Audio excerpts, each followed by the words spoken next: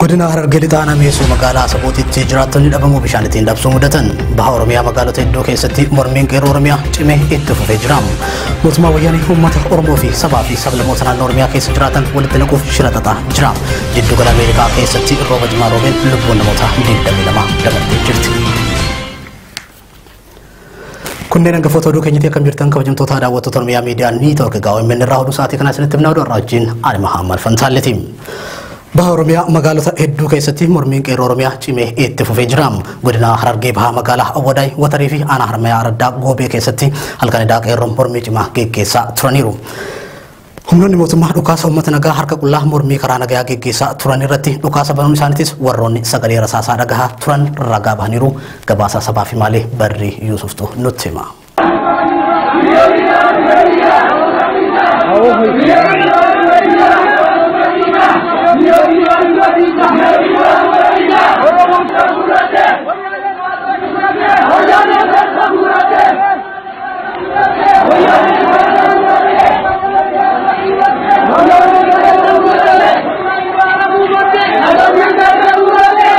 Godina Harargee baha magaalaa Awwadaay fi Watar akkasumas naannoo magaalaa Haramayaa keessatti mormiin uummataa cimaan halkan edaa akka dho'e himame.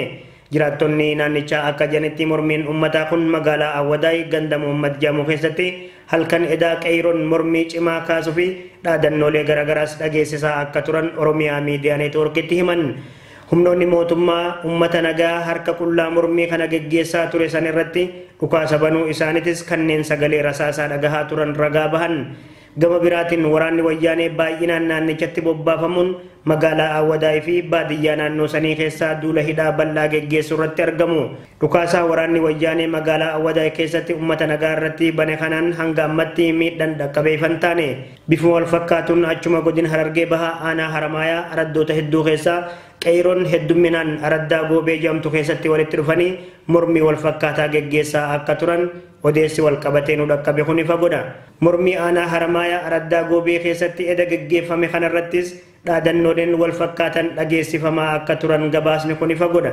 Kana malees magaalaa Watar keessatti mormiin qeerroo kun cimee halkan edaa geggeeffamuu turuu isaatii fi mormii qeerroo kanarrattis dhaadannooleen qabsoo leellisan wayyaanee ammoo abaaran dhageessifamaa turan.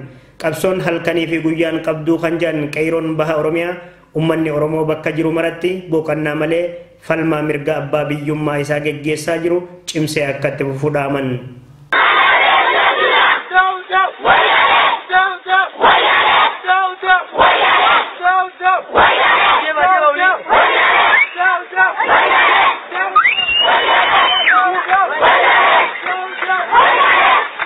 Godina Harargee lixaanaa meesuu magaalaa Asaboottitti hawaasni magaalattii bishaan dhugaatii erga dancite guyyoota hedduu waan ta'eef bishaan barbaacha karaa dheeraa deemuudhaan jarkaanii litira 25 qarshii 50 bitannee fayyadamaa waan jirruuf baasii humnaa oliitiif saaxilamnee jirra jedhan Usmaan Paayyuu dabalata qaba. Godina Harargee lixaanaa meesuu magaalaa Asaboottitti jiraattonni bishaan dhugaatii erga nurraa citee guyyoota hedduu waan lakkoofsiseef rakkoo jabduu keessa jira jechuudhaan dubbataniiru. Bishaan deebisaa barbaachaaf magaalattii irraa kaanee kiiloomeetira dheeraa imaluun bishaan jeerkaan abbaa liitirii 25 qarshii 50 bitannee itti fayyadamaatiin jirra kan jedhu jiraataan magaalaa Asaboot sababa dhabamiinsa bishaan dhugaatii kanaan wal qabatee dhukkuboonni daddarboon hanqina qulqullinnaatiin dhufan hawaasa keenya miidhuu danda'u jechuudhaan jiraattonni sodaa guddoo keessa akka jiranillee dubbataniiru. Maddi bishaan dhugaatii magaalattii sababa maaliitiin addaan cite gaafii jettuu fi gama bulchiinsa magaalaa Asabootiitiin rakkoo bishaan dhugaatii hawaasa kana furuuf tattaaffiin godhame hoo jira jechuun nama kana gaafanneetiin ture. Akka jiraataan kun jedhetti bishaan dhugaatii kan dhabameef rakkoo teknikaa madda bishaanii kan ujummoo magaalattiitiif raabsuu irraa osoo hin taane mootummaa wayyaanee ta'e jedheetiin uummata Oromoo mirga isaatiif falmachaatiin jiru miidhuu fi dadhabsiisee akka ofii fedhetti humnaan cafaqee bulchuuf kallattii kanaan dadhabsiisuu fi biiluu ba'uudhaaf shira dabballoonni wayyaanee xaxaniidha jechuun dubbata. Maaliif kun walitti beektaa maaliif yeroo baay'ee waan akkasitti hojjetamaa ture sanarraa kan ka'e manni maaliif wanti kun ta'uu danda'a jedhanii gaafannaan isin manni magaalaa sabooti bishaan irraa kutuu dhiisiiti isinuu fituuf keenyaa jechuudhaan dhaabannoo garaagaraa nu dhageessaa waliin jechuudha. Magaalaa saboo keessatti maaliif fincila garaagaraa waan godhamuu turee fi sadaa kan ka'e mootummaan jibbinsa magaalaa kanaa waan qabu uummata kanatti hin baafachuu waan kana godhe yeroo baay'ee amma immoo haalli jiru haala yaallisaadha maaliif bishaan hin jiru namoonni karaa ittimanii bishaan bitatan bishaan liitirii 25 ammoo qarshii 50 jira jechuudha inni bitachuudhaaf rakkoo jira sanadaan dabalatee mana yaalaatti achi keessa waan jiru jecha haalaan baay'ee rakkoo cimaa kan ibsachu magaalaan sabootu walii galatti jechuudha. Qeerroon magaalaa saboota dhaamsa isaatiin gochi mootummaa gabroonfataa wayyaanee uummata tokkummaadhaan sirna abbaa irree kana ofirraa fonqolchuuf qabsaatiin jiru umrii aangoo isaa dheereffachuuf tooftaalee garaagaraatiin shiraxaxaatiin jiru kana hawaasni dammaqinaan ka'uudhaan qabsoo isaa itti fufuu akka qabullee dhaameera. An naamsiin magaalaa sabootiif qabu maaliif waan kana mootummaan akka godhaa jirus namoonni beeka waan ta'eef tokkummaadhaan tokko ta'ee yoo ka'ee waan kana karaa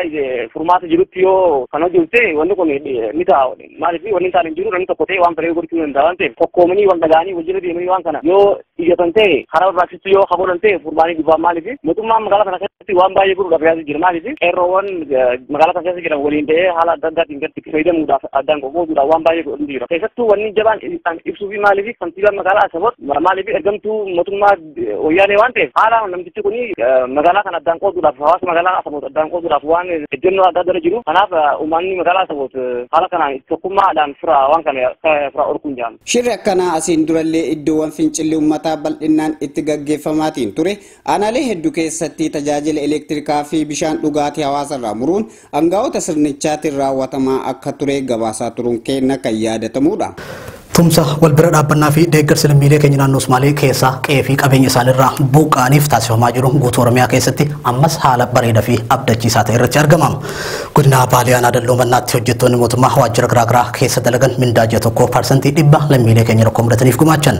Keessumattuu kutannoo fi murannoo qeerroo fi hojjettoota mootummaa waajjiraalee fi seektaroota garaagaraa keessa jiranii hedduun waan abdii namatti horuudha jedhameera. Akka maddeen keenya gabaasanitti qeerroon Dalloo Mannaa tumsa humna danda'ameen osoo of duubatti hin jedhin uummata keenya aanaa raayii daangarratti waraana abdiilleetiin gaagamaa jiranii fi dirmannaa taasisuu irratti argamu. Kana malees waajjiroonni fi seektaroonni mootummaa aanaa Dalloo Mannaa keessatti argaman martuu mindaa ji'a tokko % dhibba lammiilee keenya sababa weerara humna addaa poolisii naannoo Somaaliitiin banameef qe'ee fi qabeenya isaaniirraa buqqaaniif gumaachanii jiru. Mootummaa wayyaanee uummata Oromoo fi sabaa fi sablammoota naannoo Oromiyaa keessa jiraatan walitti naquuf shira xaxaa jira jedhameera. Magaalaa Shashamanneetti mootummaa wayyaanee gartuu uummanni Oromoo diinagdeedhaan akka ijaaraman hin barbaanne gurmeessuun qabeenya Oromoo saamsisaa jiraachuun dhagahame. Saamichi kunis guyyaa uummanni Oromoo irreechitti kabajatutti raawwatamuun isaa ergaa biroo dabarsuu qaba jedhameera. Abdusalaam Hasan waan qindeeffate qaba.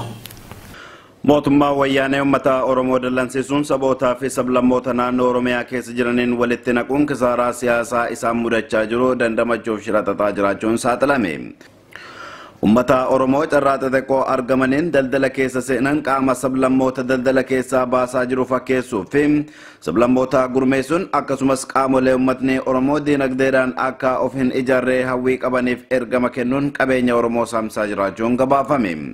Magaalaa Shaashamanneetti sanbata dabre guyyaa seena qabeessaa fi guyyaa uummata Oromoo biratti kabaja qabu guyyaa irreechaatti mootummaa wayyaanee qaamolee uummatni Oromoo diinagdeedhaan akka hin ijaaramne barbaadan gurmeessuun kuusaa meeshaalee daldalaa abbaa qabeenyaa Oromoo Haaji Hasan Aloo saamsisuu maddeen keenya Oromiyaa Miidiyaa Neetworkitti himan. Saamichi magaalaa Shaashamannee ganda burqaa guddinaa naannoo jiddugala daldalaan beekamtu kanatti guyyaa irreechaa guyyaa keessa sa'a 8 irratti raawwatame kun guyyaa kabajamaa ayyaanni irreechaa irratti kabajamu kanatti karoorfamee raawwatamuun shira sabootaa fi sablammoota magaalattii uummata Oromoo walitti buusuun faayidaa siyaasaa argachuudhaaf xaxame jechuun maddi keenya kun saaxileera. Akka aadaa maddeen kanaatti gareen ergama mootummaa wayyaanee fudhatanii fi diinagdeedhaan uummatni Oromoo akka ijaaramu hin barbaanne karoorfatanii guyyaa uummanni Oromoo hedduun gara irreechaa deeman eeggatanii guyyaa keessa gara sa'aatii 8tti kuusaa meeshaa magaalaa Shaashamannee ganda burqaa guddinaa keessa jiru kan qabeenyummaan isaa abbaa qabeenyaa Haaji Hasan Aloo ta'e cabsanii konkolaataa tokko guutuu meeshaa qarshii 300 hanga walakkaa miiloonaatti tilmaamamu fe'ataniiru. Haa ta'u garuu poolisootni magaalaa Shaashamannee miira xiiqiidhaan guutameen hordoffii cimaa gochuu fi godinoota ollaatti bilbiluun humnoota ergama diinaa qabatanii qabeenya Oromoo saaman iddoo isaan argamanitti akka qabaman yaalii guddaa godhaniiru. Akka yaada odeeffataa keenya kanaatti poolisootni magaalaa Shaashamannee aanaa tokkoffaa fi poolisootni aanaa Booree waliin qindaa'uun bakka qabeenyi Oromoo saamtotaan itti dhokfame iddoowwan garaagaraa 5 baasuun saamtotni hundinuu to'annoo jala ooluun yeroo ammaa qorannoon irratti geggeeffamaa jira.